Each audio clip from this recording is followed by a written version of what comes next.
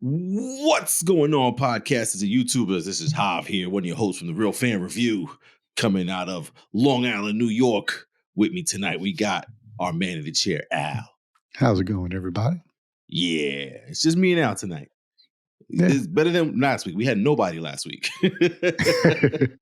Yeah, man, it's been crazy this couple of weeks, man. Holidays. School's finishing Yeah, man. up, holidays.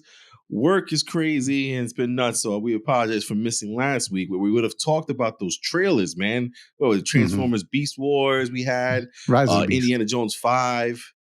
What was the other one there? I think Guardians of the Galaxy Volume 3 Guardian finally Galaxy came out 3. the trailer. Yeah, Yeah, man. So they look crazy, all of them, but they do look great. Even surprisingly, Indiana Jones looks great too. yeah. But we know you guys are not searching that up this week. We know you guys already talked about that and already lived in it. Bottom line, I loved it. I loved all three of them. I can't wait to see all three movies. Yeah. Al, yourself? Yeah, especially with Indiana Jones. After the something of the skull or whatever. Don't even mention it. After that one, I was Skulls. like, nah, I'm never gonna watch an Indiana Jones movie. Nope. But only the first three exist. Yeah, okay. But this one looks like it's bringing back a lot of the old glory days. Especially that scene where he's whipping everybody in the club or whatever that is. Right. They pull the guns out on him. Yeah. Thought it was cool. It made me want to. It brought the excitement back. So. Absolutely, man. I'm looking for Indiana Jones 5, man. Even though like 4 kind of just ruined it, but yeah, man, those trailers were amazing. And if you guys didn't get a chance to watch them, again, that Transformers Rise of the Beast, or just Transformers Beast Wars, in my opinion, is Beast Wars. Looks actually pretty good too. RC actually looks like RC. Good stuff there. But tonight, ladies and gentlemen, what me and Al are talking about today, or Al and I, excuse me, are talking about today, is we're going to get busy with the whole DC thing here going on with James Gunn, and I think, is it Peter Safran? Yeah. Is the other guy? They're the guys that just took over DC. There's some things going on with there where there's tweets, there's news stories, and there's things going on with our DCEU. And then lastly, we got Avatar, The Way of Water this week. So Avatar 2. Coming out this weekend. So we're going to get you guys all prepared, kind of reminisce on Avatar. And I mean, that last movie came out in 2009. So a lot to see we can remember. So let's get right into it. Al, talk to me about the DC and the DCEU and how you think it's going. Because Al, from what I'm reading, it looks like the DCEU may be over. Well, it might be a variation of what we know. I think there's a lot of overreading into what's happening. Because I think the impulse reaction to the initial news was, Wonder Woman 3 is dead. No, it doesn't sound like it's dead. It's just the version that Patty Jenkins was going to release, they didn't want. And then she said, well, if you don't want what I'm going to give, what I want to give, then I'm out. Well, I'll tell you what, I don't want 1984. Yeah. Was it 1982 or 1984? 84. Oh, yeah. Jesus, that was with as bad as that was. I don't know why. And then she's losing all her other projects. I don't know where she thought she had this legs to stand on to make that kind of a demand. Power play there? Yeah. Like everything else has been taken away or not going through. All they asked was for a revision, from what I understand. Yeah, to rewrite the story or the plan. Yeah, the plot. And she walked away. So from that, I would take it that Wonder Woman 3 is not gone or canceled, just the version that she was trying to put out. And you got to understand, Gunn and Safran are coming in and they're saying, okay, we want a more coherent version of DC than what you guys have been putting out. Because as much as they've been getting, people talking about Snyderverse and all this stuff, the movies haven't really been selling. No, look at The Rock and the Black Adam movie now. Yeah. I mean, if it breaks even, it's a stretch. So you really can't say that what you've been putting out, as much as I've enjoyed it, it's not really appealing to the masses that they want it to. Right. So you're going to have to tweak it in some way. And what what they're looking to do is come in and say, okay, what do we need to tweak? Now, I think they're still trying to figure that out. So I don't know if the sky is falling like these guys are all trying to say where, they're rebooting everything. No, I don't. They haven't committed to that. And even Gunn tweeted, some of what you're reading is true. Some of what you're reading is not true. Yeah. And some of what you're reading, we still haven't figured out yet ourselves. So, right. I think from the story of just revising what she was giving them, to me, that means Gal Gadot was still in, because there was no story or version of the story that said they were looking to get rid of her, recast her. Yeah. So Wonder Woman's still there. I don't know if Superman, and from what I'm just reading today, Gunn tweeted back to somebody that Superman is a top priority at DC. Right. So Superman's still there. Hopefully that means if you're going to make Cavill give up Witcher and tweet and send out a video saying I'm back as Superman, that whatever you're doing with Superman involves Cavill. So I have hopes for DC, but it's not going to be the DC that we saw. And I'm hoping what they do is use Flashpoint, the Flash movie, not to completely change DC like they were saying, but to give whatever new version they ultimately come up with and lead us towards that one. Yeah. To be honest, Al, I think that there is no clean way to do this. And I do think that there has to be a reboot, because even in your scenario here with the Flashpoint, you still would have to keep Ezra Miller's Flash. So in that sense, even in Flashpoint, we have to get rid of Ezra Miller. There's no way they can keep a Flash going on with him in it. We have the whole Batman issue with not Bennifer. What's it? Ben Affleck? Ben Affleck's Batman there. It's like he's gone. There's no way you can get Ezra Miller back. They're freaking tiptoeing and playing around with Henry Cavill. At this point, it's been how many years since we see Henry Cavill as Superman? At this point, I say reboot the whole damn thing. You know what I mean? Like the whole Aquaman series. Again, I know Aquaman made $1 billion. I don't know how still, but because I saw the same movie you guys saw, and I don't think it was worth $1 billion. That movie, the fucking octopus on bongos. All right, so I don't. You can keep that shit. That Wonder Woman 84 was trash. It feels like for every hit, there's a complete miss. I'll never forget the freaking movie with Harley Quinn.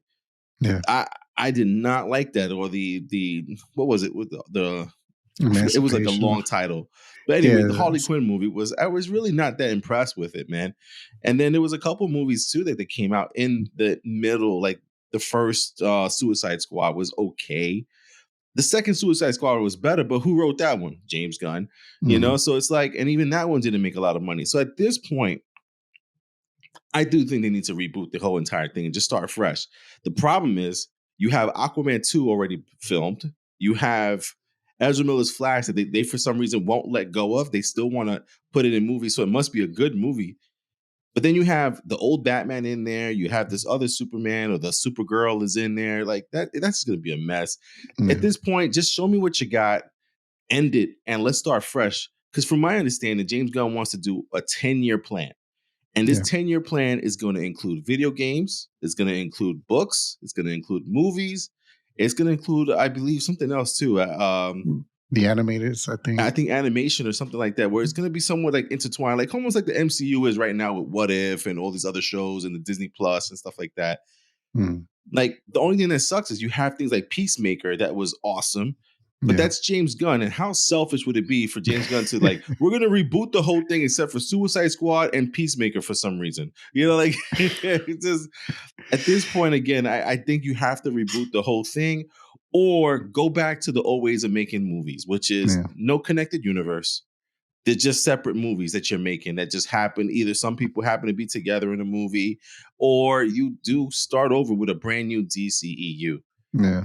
Al, are you already or open for a reboot, or you still want to see these old characters? Because then you're also tied into the Snyderverse, because all these characters were picked by Snyder. Well, the one that I would enjoy staying with is Cavill as Superman.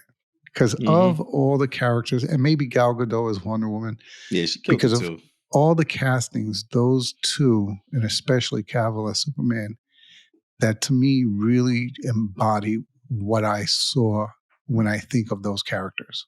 Yeah. I mean, if you want to reboot all of them, and I forgot who it was that I heard gave the idea of, if you're going to reboot everything, instead of doing what Marvel did, where they did a single movie for each character and then did the ensemble. Mm-hmm. I kind of agree with, I forgot who it was that suggested this.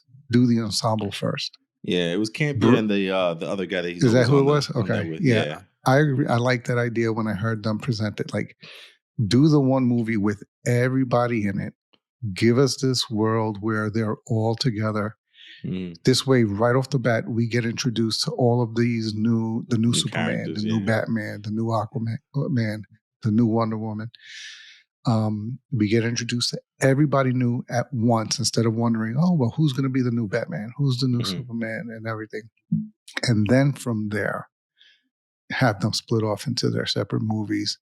But at least this way, you've ripped off the Band-Aid. You've shown us who the new crew is. And then you go into their individual movies. But to do another 10-year plan where year one, we get 2 of the characters. The second year, we get another 2 characters. And then maybe in the third or fourth year, we get the ensemble. You don't have that time anymore. You're playing catch up, not only to MCU, but to yourself. You've already done this and you're redoing it. So I like that suggestion of just going straight to the ensemble and then the separate movies. Yeah, and it kind of makes sense too if you think about it, because we all know their stories now. And if you don't remember it, I mean, come on, you just got to look back the last 5-6 years.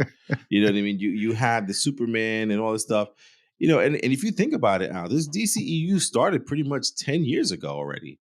You know what I mean? It was I think June of 2010 was Superman, the first one. You know, Man and of then Steel. Yeah, Man of Steel. I think that was 2010. If I remember correctly, that was my bachelor party, was to go see Superman. So that was, I got married in 2010 over there in the Bronx. So it's like just crazy. I don't know, man. I go back and forth with it because I did enjoy Henry Cavill as Superman. I did enjoy Gal Gadot as Wonder Woman, and even Ben Affleck as Batman. I felt it. Ezra Miller as a Flash was awesome too, but all this stuff is just so much up in the air. And I think at this point, I'd rather just see it start over with some new actors, actors that are told what the guidelines are to follow to continue into this franchise. Because some of these people are like, Ben Affleck don't give a damn. Ezra Miller don't give a damn. Cyborg don't give a shit. Like, all these people, they're over it already. You know, it's been 10 years, so they're over it. So I don't know. It's insane. It's crazy. What I wouldn't mind them doing is, because I really enjoyed what's this kid's name? That Robert Pattinson's The Batman. Yeah. I liked that universe. I liked that Batman. Given that it was a younger Batman, I think it was his second year as Batman. If you can bring in a new Superman, if you're going to do it anywhere other than just rebooting everybody, just go into that universe. Ooh. Eliminate the Snyderverse, go into that universe. Yes. You've already given us that Joker, which I like better than this guy's Joker. Honka. Yeah, I liked the Riddler, so you've already given us 3 new characters in that universe that came off very well. More realistic. Yeah, everything. Do a Wonder Woman in that universe, do a Superman in that universe, do a Flash, slowly bring us into that universe.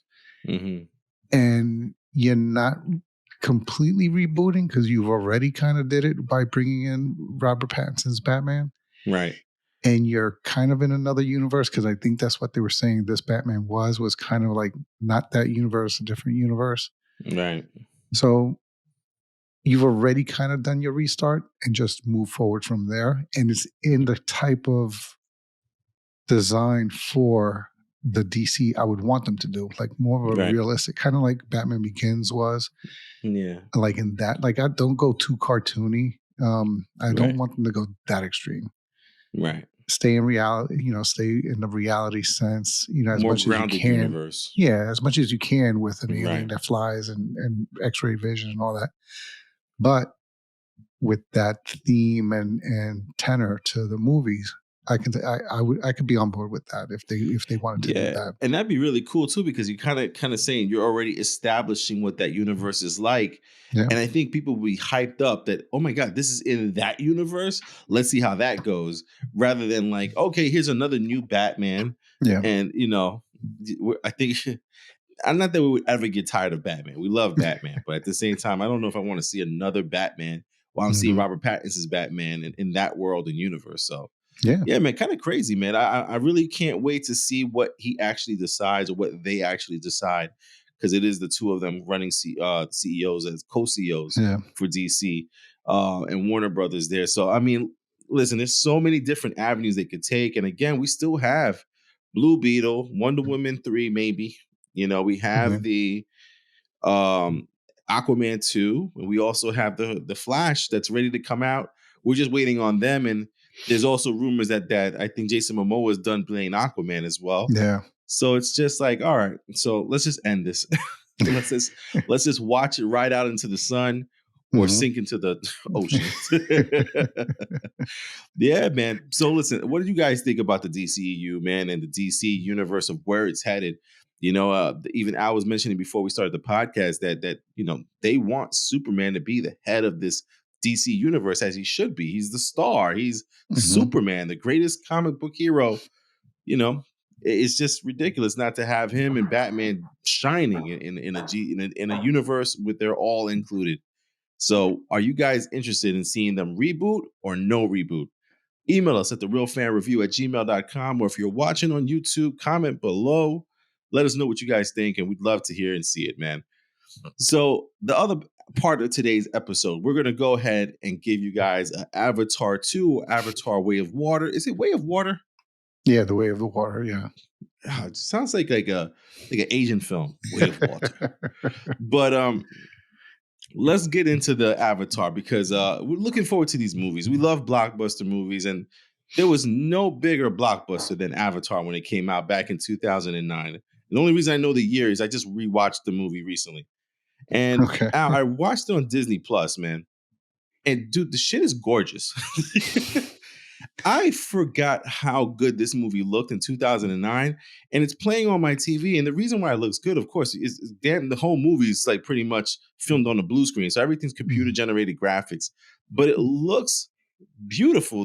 Everything is just unbelievable. I'm almost looking forward to seeing the CGI and how they do this movie, because it is if the movie came out in 2009, we're in 22. Yeah, like 13 years later. Yeah, 13 years later. I can't even imagine what this movie's gonna look like. And we're doing 3D out. So oh yeah, no, you have to. Like, this is the one that put 3D on the map. Yeah. So I mean, I'm looking forward to seeing how good this movie look. But then I also realized when I was watching Avatar, the first one, is how good a story it was. I know people call it Dancing with Wolves Part 2, but it's not Dancing with Wolves. Yeah, similar themes and all that stuff like that. But listen, regardless of that, the creativity of James Cameron or whoever his artistic crew is just amazing. Seeing creatures like that, the thought process of the Na'vi and all those things like that, like, just incredible, man. And I don't know how much you remember, Al, but what's your memories of Avatar? The whole, as the name implies, Avatar, you had Sully being back on Earth, or I forget where, back on Earth, and he was projecting his consciousness into this body. No, it wasn't back on Earth, man. Where was you freestyle that shit, boy. Yeah, that's what I'm saying. I forget where he was, but he was somewhere. He was projecting his mind, his consciousness. Sully is a twin brother of I guess an army guy. His brother was in the army. And the brother passes. The brother passed away, and they were part of this Avatar program in space. So they got his brother, and his brother happens to be disabled. His legs don't work. He's on a wheelchair. Yeah. And the reason they could use him was because they have the similar DNA, so that way he can use that avatar. So they brought him up to space to Pandora, which is where they did that whole like body swapping thing in that little machine there. Yeah, but there was no Earth. Oh, okay. Yeah. The only thing that really stands out for me, other than the story, the interaction with him and the Na'vi and learning their way and so forth, was the two things. One, that the fact that they named the metal that they were drilling for and everything was unobtainium. That was so ridiculous. Unobtainium, unobtainable. Yeah, they were very, very creative with that. Yeah. Okay, there goes one strike against their being creative. But what I did like was the way they showed the bond between the Na'vi and the animal life. Animal life, the planet itself, everything. By combining, like they had their like hair. Their hair or something that was able to connect directly to the animal, and that's how they formed their bond with nature and so forth. And I thought that was incredible to really show a literal bond between the Na'vi and nature and the animal life and so forth. So I thought that was a pretty cool concept. Yeah, I mean, what I remember the most from that 2009 when that movie came out in theaters was actually the 3D itself. I remember there's a scene which is, watching it at home is nowhere comparable to the 3D when I saw it at the time.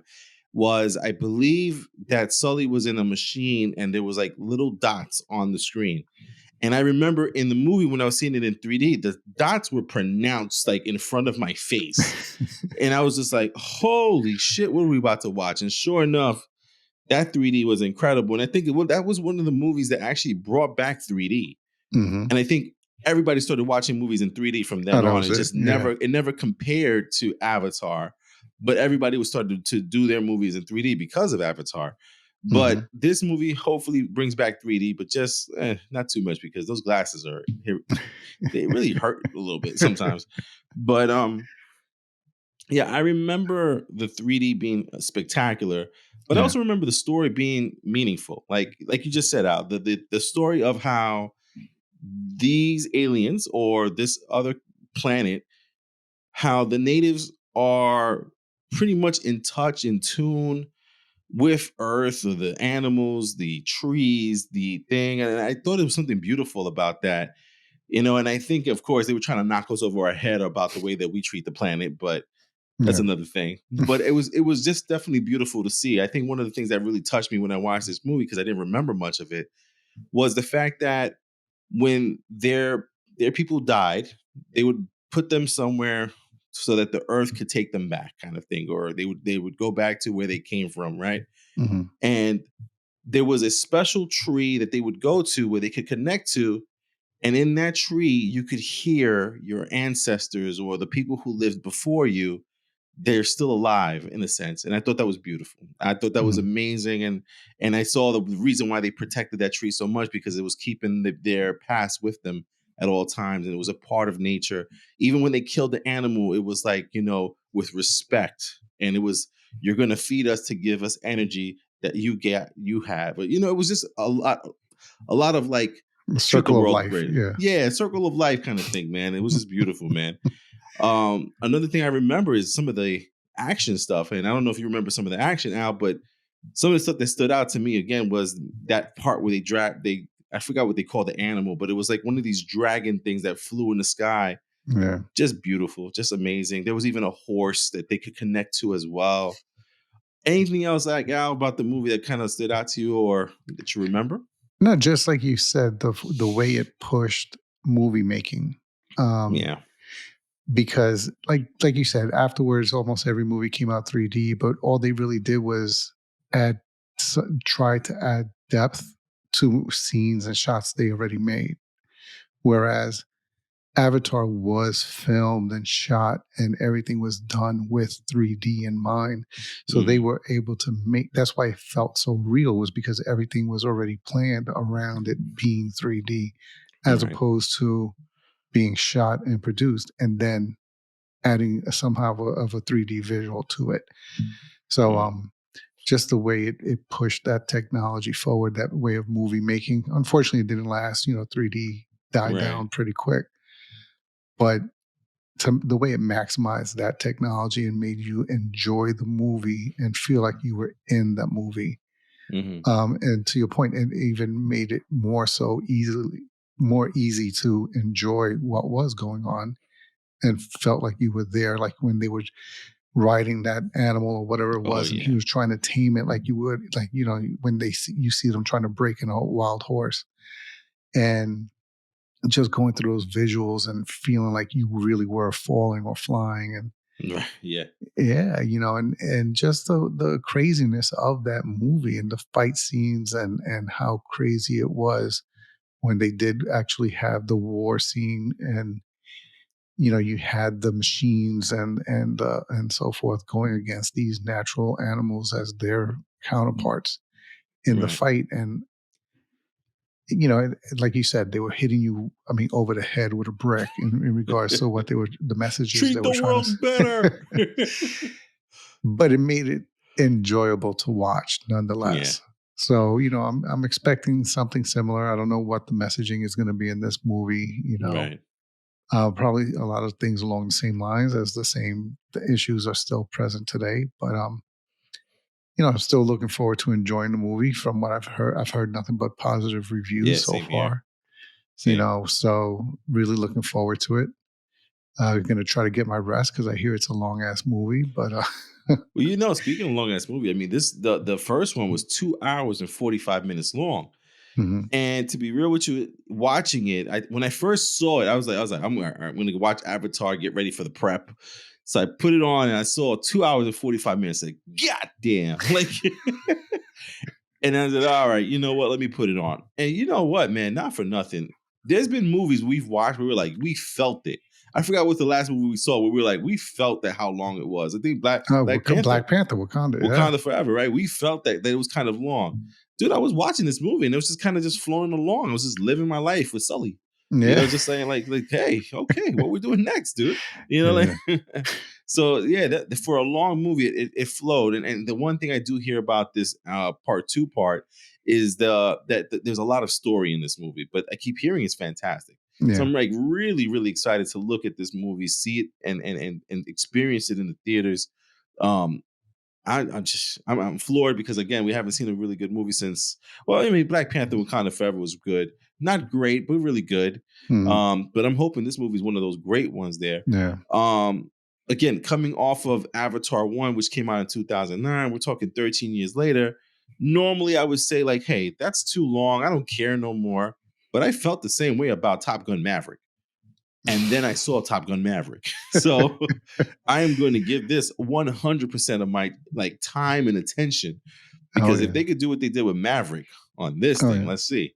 Yeah, especially since they're projecting to hopefully make another 3 movies after this. Yeah. So let's see what they more. do. I think he was saying like 7, like up to Avatar 7 or 6 or something like that. I'm like, God. Dude, you gotta live.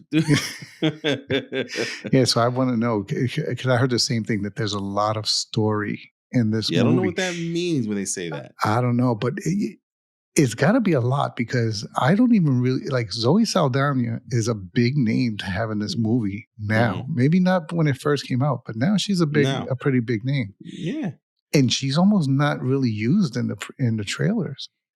So, and she's a major character for the movie. So I would want to see, like, it makes me excited to see that there's going to be, because I like story. I'm like one of those like I like Reservoir Dogs is one of my favorite movies, and that's mostly dialogue. Yeah. So I don't mind sitting back, not having a lot of action, but having a good story being told to me. As long as they do that and add all this action, all these great visuals, right, and so forth. I'm excited for what's in front of me. Yeah. Well, I mean, listen, from where the movie left off, Jake Sully is now officially is not even an Avatar no more. He is a Na'vi now, because they transferred his soul or his body consciousness into the what is the things called, the Na'vi, right? Yeah. Into his avatar that he was walking around with. And he is now entwined with Zoe Saldana's character. I forgot what the name of the character was in Avatar, what her name was, but they had chosen each other. Very romantic. The last thing that kind of happened was that fight for the big tree to get it out of the way. They actually knocked down the tree that all the Na'vi were living at, because they were trying to get to the unobtainium. Such a corny name for a material or mineral. But yeah, I mean, so they are probably moving, or they have moved, because I don't know if the movie's going to take place like right after, or is this going to take place over time, like how we've spent 13 years without them. But from the trailers that I'm gathering out, from what I'm seeing, it looks like the Na'vi have found another tribe or a different sect of Na'vi in another part of Pandora. Well, there's got to be some time, because he's got a family. I think he and Zoe Saldana's character have family, because I know he's I think part of it is he's trying to protect his family. Mm. And I don't know if the water part is part of where they're relocating, because from what I understand, a lot of this movie takes place under the water. So I don't know if that's going to be the new area of the planet we're looking into. And who knows? That's probably what it's going to be. Our destruction of the oceans is probably what they're looking to hit us over the head with this time. Yeah, right. Don't put plastic in the ocean. No, forget it. Cut your water bottle containers, or the can containers. What is it? So the coral reefs are for the fish. So I can see that's probably going to be the lesson we're going to be taught here. But right. Yeah, I'm looking forward to see that new dynamic, because it looked like there's a new group of Na'vi. Right. Like that visually look different. So I don't know if they're going to Isn't it like they're a little bit more bluer, and then their little designs are a different color as well? Yeah. So you could definitely tell the difference, but they are still Na'vi from Pandora. Yeah. Yeah. So that'll be interesting to see how they introduce this new dynamic within that group, that race of alien, and then now show the different dynamic between their group. Right. And then, so, it has a potential for being a pretty layered movie in terms of story. So, again, just looking forward. Not for nothing now, we also have to give James Cameron his fucking flowers, because the movies that he does make, they are pretty spectacular, man. We're talking Terminator 1, Terminator 2. Terminator 2 is spectacular. Oh, yeah. Right? We're talking Titanic. That's all you have to say right there, yeah. Did he do The Abyss also? Did he do The Abyss? Did he do The Abyss, or what was I definitely know he did an ocean one, I can't remember if it was The Abyss or if it was something else, but it feels like the movies that he decides to make, they all end up being spectacular movies, well written, well acted, and the story is fantastic. Yeah. But it has been some time again, since the last time we saw a James Cameron film. So I'm hoping, for great things, to see a good movie here from James Cameron here. But let me see, Al, what movies you got there for James? True Lies, Terminator. True Lies, another classic. Yeah, Terminator. I don't see The Abyss. No. Oh, no, he did. He wrote it though. He wrote The Abyss. Okay. Yeah. But that was a good movie. That was, and to think about what we saw in The Abyss. That's another classic that, we don't get a chance to really talk about old movies like we normally used to do when we first started doing the podcast, and now we do more kind of current movies and what's happening. Looking forward to this, man, because again, he writes great stories. He thinks outside the box. Just looking forward to seeing what this is all about, man. Yeah. I don't know. Yeah, he's like one of those. Yeah, he's one of those movie makers where you almost it's going to be good just because his name is attached.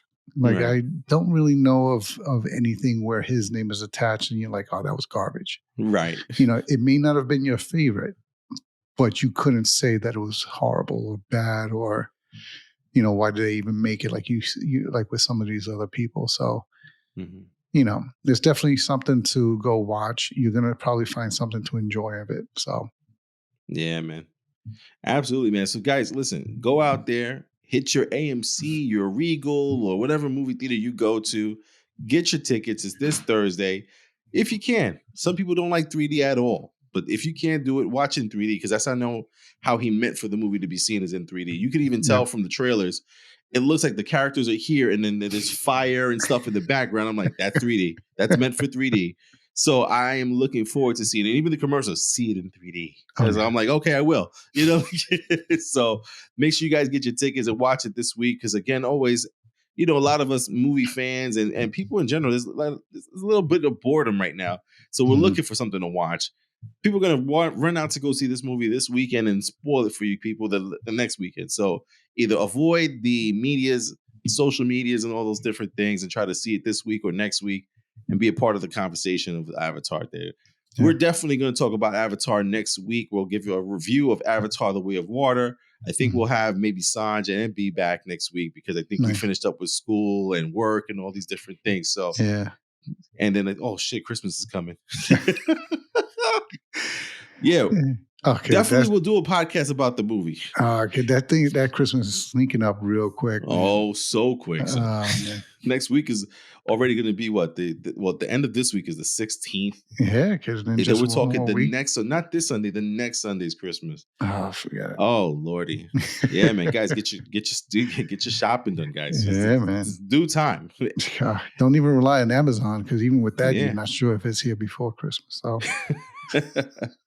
And last but not least, the thing I wanted to bring up for you guys is that we're going to have the Reelys again. The Reelys, number 4. I can't believe we're going to do our 4th Reelys.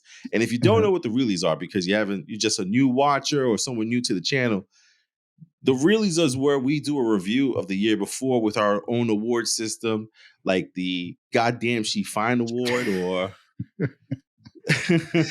I'm not afraid of my mask. I'm confident in my masculinity.